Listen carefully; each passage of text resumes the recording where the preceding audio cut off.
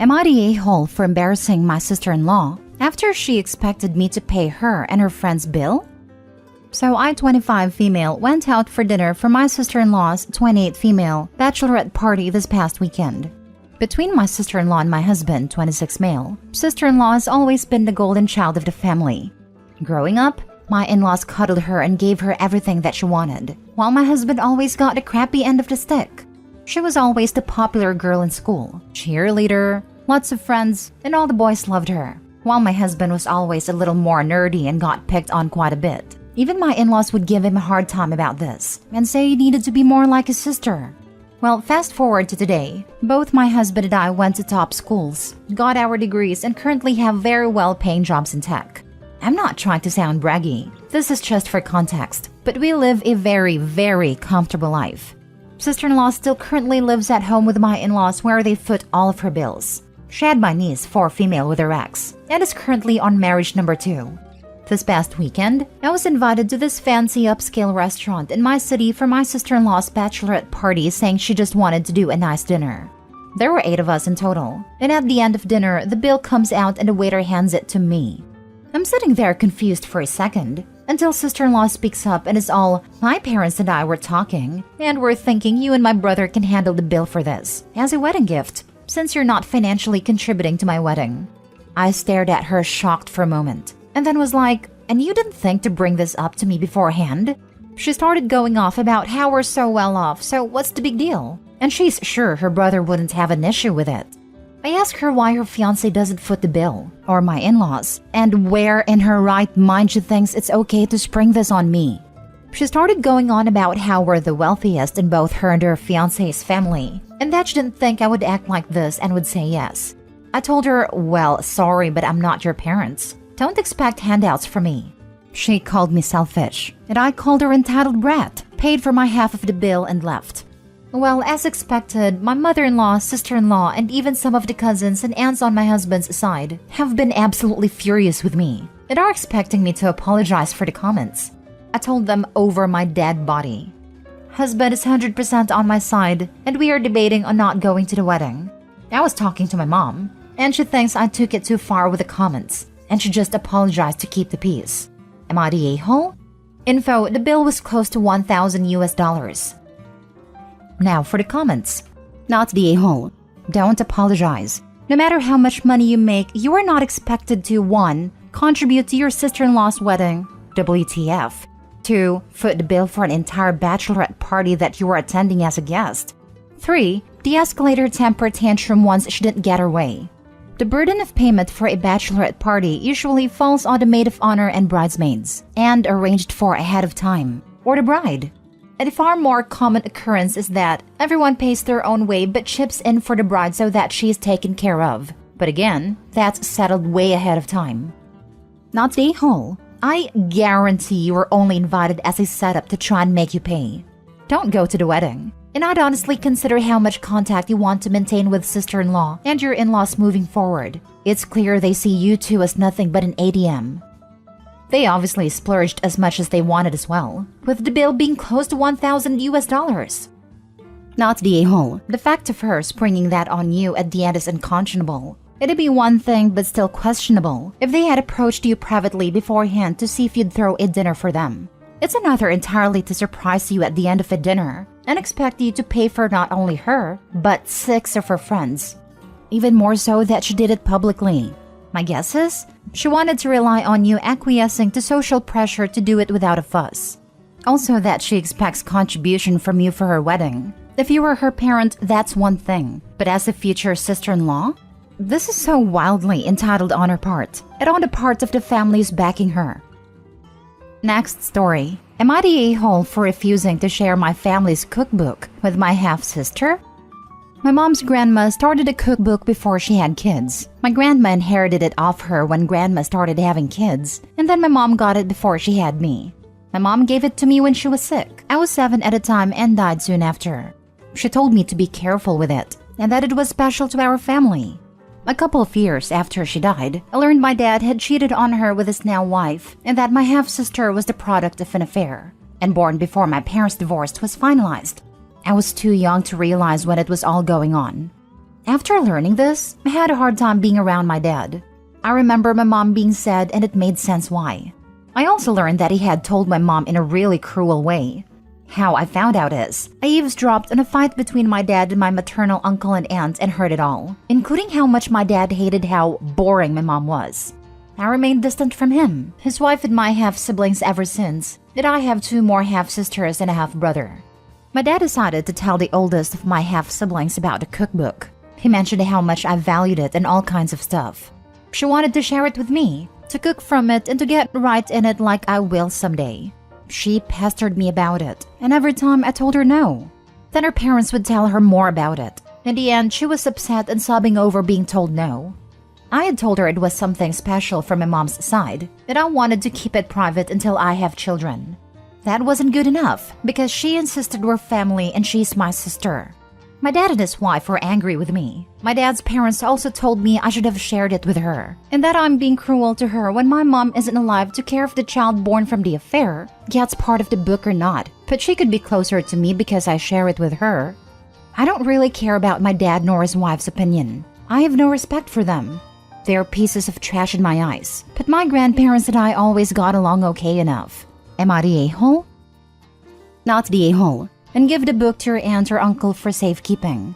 Before it goes missing, is destroyed or edited. Scan the pages and make yourself a working copy. Then put the original somewhere safe as a treasured heirloom. Maybe get a safe deposit box. I'm petty. I'd scan the pages but make some photoshopped alterations, which makes the recipes taste wrong/inedible. You'll know. But if they copy your book, they won't be able to reproduce them properly. Not the a-hole. But you need to hide that book somewhere safe because they will take it. If they're petty enough, they'll probably destroy the cookbook. The parents could make their own traditions, but they wanted to hijack OP's maternal family's tradition.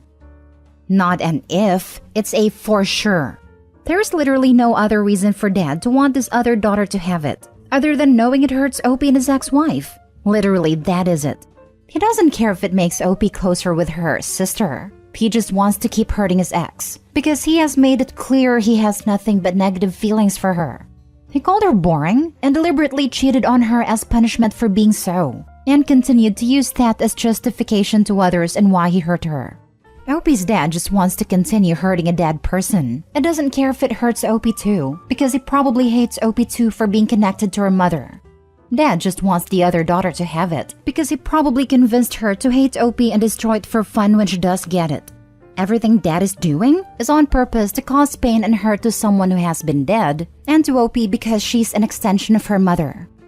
Pretty pathetic that he's still trying to hurt a dead woman. Next story. Am I the a-hole for canceling my mother-in-law's phone plan so she can't let my nephew use it? Am I the a-hole here? Everyone around me says yes, but I feel super gaslighted by my husband's family right now. We are both late 20s with no kids. We added my mother-in-law to our cell plan a few years ago when we got married because she lives alone and didn't have a cell phone. My husband thinks it will keep her safer to have one for emergencies. At the time we added her for her phone and plan, it was around $20 extra per month. Plan costs have gone up and she got a nicer phone, so now it's close to $50 per month. Pretty steep the way the economy is, right? Anyway, my husband's brother has a young kid. He's 8. He's a nice kid, but not my responsibility.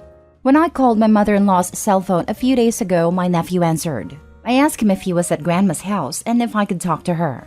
He said no. He was at his house and Grandma's given him her cell phone to keep because his parents wouldn't get him one. My mother-in-law didn't tell me nor my husband about this, and I got pretty angry. I'm already not thrilled about paying for her to have a cell phone. So I'm definitely not happy about paying for my 8-year-old nephew to have it. So I went to her house and told her that if she wasn't going to use the phone, I was going to take it off our plan. And that I wanted the iPhone back from nephew because my husband's screen is cracked, and he can have hers. It will save us a few $100 since we won't have to buy a new phone. Needless to say, she's mad now because it's her phone to do with as she pleases, and she wants nephew to have it. I told her it's not her phone, and we won't pay for it if he's using it. I told hubby I was canceling it, and then I did. I told him if she wants a phone again, or wants nephew to have one, she can sign up for her own plan. He's mad that I did that. Mother-in-law's mad. Nephew and his parents are mad. But I did get the phone back, since it's no longer working on our plan. So am I the a-hole? I don't think I am. We all have to make cuts where we can with this economy. Now for the comments. Wait, the parents who wouldn't let their 8-year-old have a phone are mad? Shouldn't they be angry that your mother-in-law went over their heads? Or is nephew not getting a phone is for financial reasons? They just didn't want to have to pay for a phone, but are happy to have someone else pay for it. Not the a-hole. The whole point was for mother-in-law to have it because she lives alone and might have an emergency. If she chooses not to keep it, then you don't have to pay for anything. And clearly she doesn't need a phone, and she happily gave away someone else's property. Something tells me she intended for nephew to have it. That's why she upgraded a phone. Not the a-hole. Your husband and you put mother-in-law on your cell phone plan for her well-being. She's gotten a nicer phone, and plan costs have gone up, so instead of $20, you now pay $50 to assure mother-in-law's well-being. You have paid her cell phone costs for several years now. 8-year-old nephew's parents won't give him a phone. Mother-in-law gives her phone and plan, which $50 each month to 8-year-old. Now, his parents don't mind him having a phone. No one informed owners and payers of said phone and plan. OP cancels plan and recuperates phone. Now everybody faults OP for not wanting to pay $600 a year for having husband's brother's 8-year-old on their phone plan? Entitled anyone? Even the husband. What a jerk. I get the feeling that he's mad because mom is mad. Bingo. Last story. Am I the a-hole for ruining my son's sister's first birthday? My ex's new wife called me 3 weeks ago and said that she just realized her daughter's birthday was on my week. She asked me to please bring my son to the party or drop him off the night before and they'd bring him back the next morning. She was very entitled about it. She presented me 2 options when I don't have to do either. I said I would think about it. Then she got huffy and said he has to be at his little sister's party. I again said I would think about it and she continued to argue. So I hung up. The day before the party, I asked my son, "Do you want to go to your sister's birthday party?" He said he did. So I texted her to tell her we would be there and ask her for the time of the party. She told me it was at noon. So we got there at 12:30 and there were no other cars, which was weird. When we went inside, my ex said he needed to talk to me, and I said that wasn't necessary. It asked where the party guests were. He said he needed to prepare me before I saw his wife. I said, "Why? Is she pregnant or something?" He said she was, and I just rolled my eyes. I again asked where the party guests were. He said the party was at 2, but they wanted to make sure I had time to put myself together before the party. I told him he needed to quit with the soap opera drama because I don't have time for it. I took time out of my day to accommodate them, but they blew it. I'm not hanging out with them in an empty house for over an hour, and I'm not wasting gas to leave and come back. I took my son to the park and we had a nice day. But my ex texted me a bunch about how I was punishing his daughter for the pregnancy when I don't care that his wife is pregnant. My only response was a text that said, "Grow up." My son asked about his sister's birthday, and I said there was a mix-up with the party time, which is true, and they would all celebrate together when he was at his dad's, so he was chill. My mom said it hurt the birthday girl, but she's one. She's not going to notice who is at her party. My mom told me to be the bigger person, but I feel there is a limit to that. I'm not going to reward lying and trickery in my ex, any more than I would reward it if my 6-year-old did it. Am I the a-hole for leaving and not coming back? So wait, your ex intentionally kept the actual time from you so you would show up early. And all that just so he can tell you about a pregnancy in person and give you time to put yourself together afterwards, as if it's some life-shattering news to you? Hell no, not the a-hole. He really seems to love drama. I would like to know what kind of reaction they wanted. You sobbing on the floor while they can be the bigger person and comfort you? And later they will tell everyone how hard it hit you and how nice they are for being there for you. Whatever weird kind of dream they had about this obviously did not work. They could have been normal and told you the actual time. It was already nice of you to bring your son. I would have told them they can drive if they want him to join during your time. I'm sure that was his fantasy. He's always preferred fantasy to reality. I thought it was romantic when I was young and stupid. Unfortunately, I too was made of flesh and bone, so he tired of me quickly. But it's fine. He gave me a gift I'd never return. I won't begrudge him the pain. It thickened my skin at least. Not the a-hole. They weren't honest with you. Your ex could have called you to tell you about the new pregnancy. They didn't need to trick you ahead of time. It was kind of you to show up with your child in your own parenting time. Next time you speak with them, let them know they need to be honest with you, or you will never be flexible with your own parenting time again. If you don't make a clear boundary, they will do this more, especially if they're making more children. They'll want to do more family parties, more vacations when it may be on your time. It would be nice if you could both be flexible with each other, but honesty and open communication is key here. They have to play ball too for it to work. Good luck, OP. Co-parenting is not easy. But if he was honest with me, he wouldn't have gotten a soap opera moment. He is, after all, the main character of life, and we are all just supporting players in a story. Jokes aside, you're right, but that's never going to happen. He's allergic to honesty. The only reason I didn't suspect trickery was because his wife made a request, not him. But I guess it's rubbed off on her. Lol. Well then, he doesn't get flexibility from you. It's his choice. You're right, they blew it. But they'll be claiming they're the victims until the end of time. It is what it is, I guess.